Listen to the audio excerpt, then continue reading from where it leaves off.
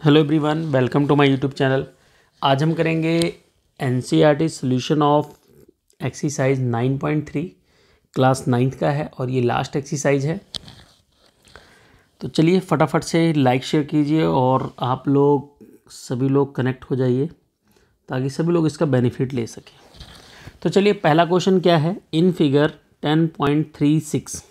ठीक है, वैसे अभी फिगर 9.36 हो गया होगा, बट चलिए क्वेश्चन, ये जो डायग्राम है पहले का ही है। A B C are 3 point on the circle with centre O. Centre O है और सरकमफ्रेंस पे ए पॉइंट है, बी पॉइंट है, सी पॉइंट है। ठीक है, angle B O C 30 degree है, जैसा कि आप फिगर में देख रहे हो। बी ओ सी ये आपका कितना है, 30 डिग्री। ठीक है, क्लियर हो गई बात। बी ओ सी 30 डिग्री है and A O B 60 degree है। If D is a point on the circle other than arc A B C. ठीक है, ए बी सी आर्क पे नहीं है, कोई डी पॉइंट अदर आर्क पे है, तो आपको फाइंड करना है एंगल ए डी सी, इसकी वैल्यू फाइंड करनी है। इसके लिए सबसे पहले आपने लिखना है angle A O C is equal angle A O B plus angle B O C. A O B की वैल्यू 60 डिग्री है, बी ओ सी की वैल्यू 30 डिग्री है, टोटल मिला के आ गया 90। ये तो एंगल ए ओ सी आ गया। ठीक है, अब इसके बाद जो लिखना है उसके लिए क्या लिखेंगे, वी नो डैट, पहले मैं लिख देता हूं उसके बाद बताऊंगा इसका मीनिंग क्या है। We know that angle subtended bye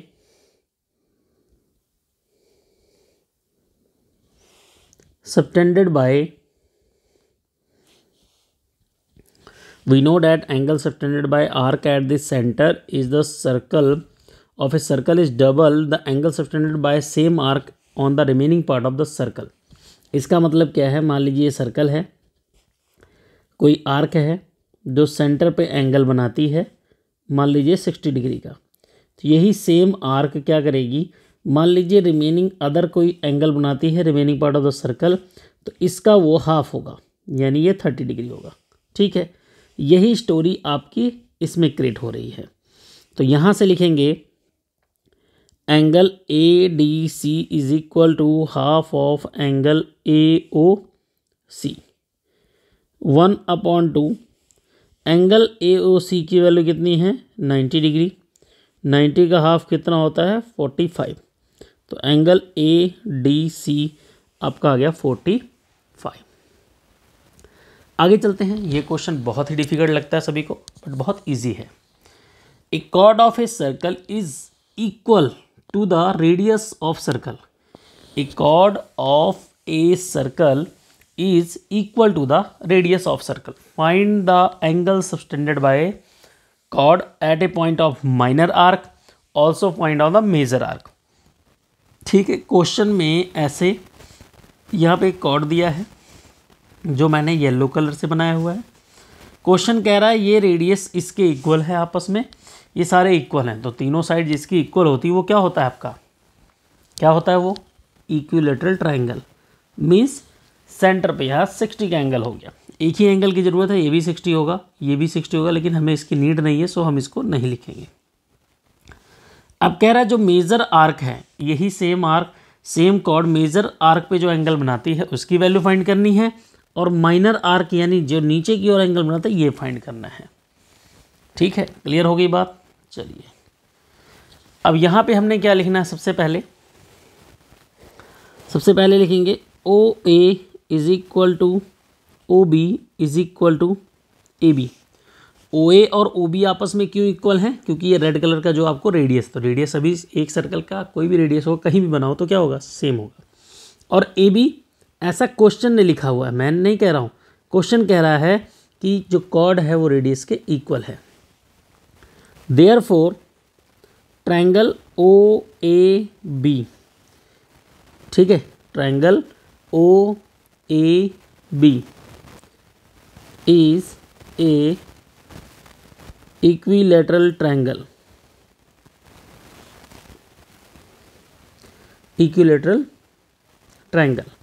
therefore angle AOB is equal to 60 degree. इसकी हमें ज़रूरत थी, हमने 60 डिग्री लिख लिया। ठीक है, अब इसके बाद आपने सेम चीज़ लाइन लिखनी है। वी नो डैट, जो अभी पिछले में लिखा था, we know that angle subtended bye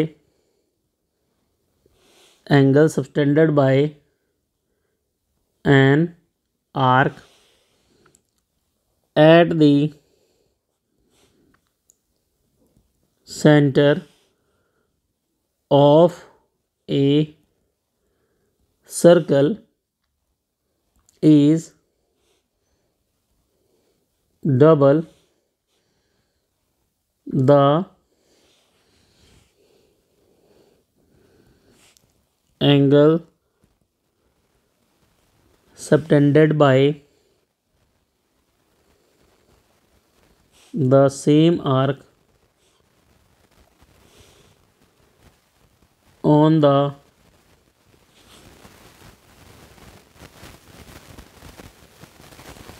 remaining part of circle।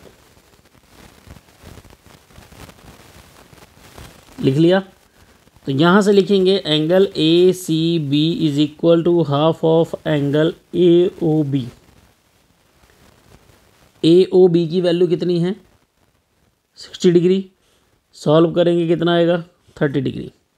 तो एंगल ए सी बी आपका आ गया 30 डिग्री। ये हो गया आपका 30, इसको मैंने लिख दिया यहाँ पे 30। ठीक है, अब यहाँ से इसके बाद क्या लिखना है? ये तो आ गया 30 डिग्री। अब यहाँ से लिखेंगे ए, दो तरीके हैं लेकिन मैं यही बताऊँगा। A C B D is a cyclic quadrilateral, therefore angle A C B plus angle A D B is equal 180 of sum of opposite angle of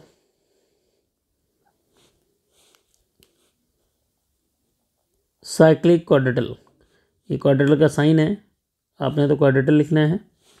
ठीक है, ए सी बी की वैल्यू 30 डिग्री है, आपको ए D B की निकालनी है।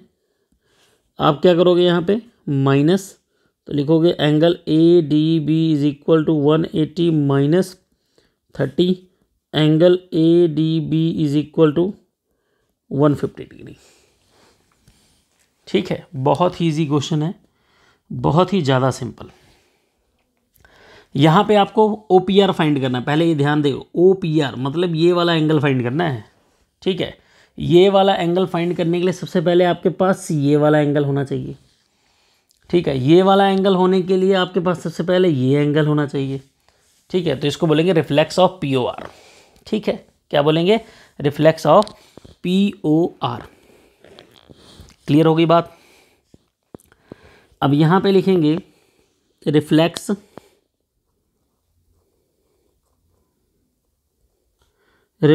Angle P O R is equal to multiply P Q R, क्योंकि centre पे जो एंगल बनता है वो रिमेनिंग पार्ट वाला डबल होता है। तो ये हो गया 100 इज इक्वल टू 200। ठीक है, ये 200 का एंगल आ गया।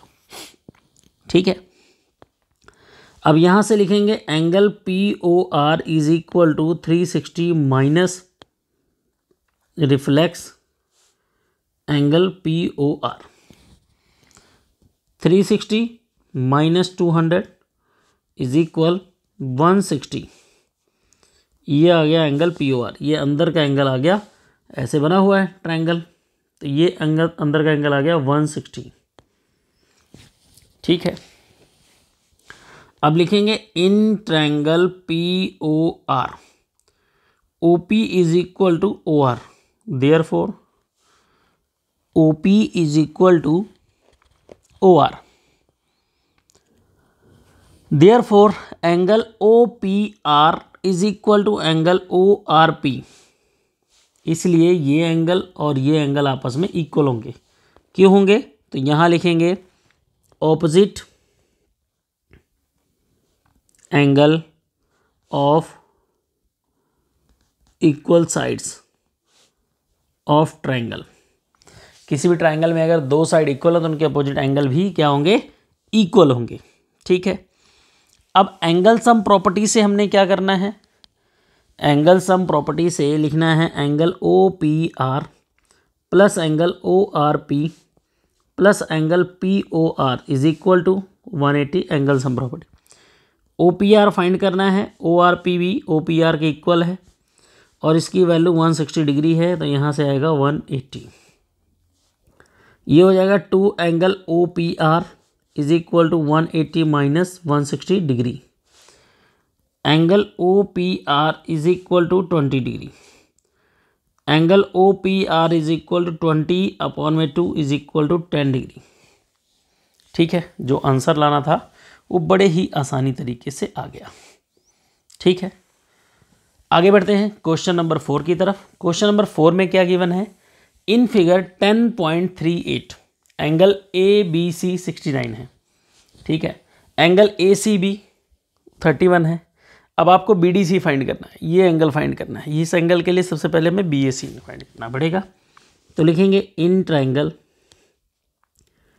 ए B C angle A B C plus angle A C B plus angle B A C is equal to 180 degree. A B C की वैल्यू 69, ए सी बी की value 31 और angle B A सी आपको find करना है, ये हो जाएगा 180। इसको ऐड करेंगे तो ये आपका आएगा 100 equal to angle B A C is equal to 180। Angle B A C is equal 180 minus 100। इसको सॉल्व करेंगे, B A C is equal to 80 degree. ठीक है, ये तो 80 आ गया। अब आप लिखोगे angle B D C is equal to angle B A C angle in same segment. Same segment में जो एंगल होते हैं वो इक्वल होते हैं। Angle B D C, B A C की वैल्यू कितनी आई थी? 80 डिग्री। ये जो फाइंड करना था वो आ गया। आई होप आपको वीडियो पसंद आई होगी। लाइक शेयर जरूर कीजिएगा और फिर मिलेंगे नेक्स्ट वीडियो में क्वेश्चन नंबर 5, 6, 7, 8 के साथ। देखिए एक्सरसाइज बहुत लेंथी है, बोरियत फील होगी ज़रूर, इसलिए आपको ये 4-4 क्वेश्चन की वीडियोस बनाई हैं और जिससे आपको कम समय में ज़्यादा से ज़्यादा क्वेश्चन समझ में आ सके। ठीक है, तो मिलते हैं नेक्स्ट वीडियो के साथ। तब तक के लिए बाय बाय। लाइक शेयर करना मत भूलिएगा और वीडियो कैसी लगी कमेंट बॉक्स में ज़रूर बताइएगा। अपने नेम, स्कूल नेम ज़रूर सजेशन में दीजिए। कोई भी आपका बेस्ट सजेशन हो या आपको लगता हो ये वीडियो में कमी है उस चीज़ को बताइए ताकि आपके लिए और अच्छी वीडियो आ सके। फिर मिलेंगे, बाय बाय, तब तक के लिए।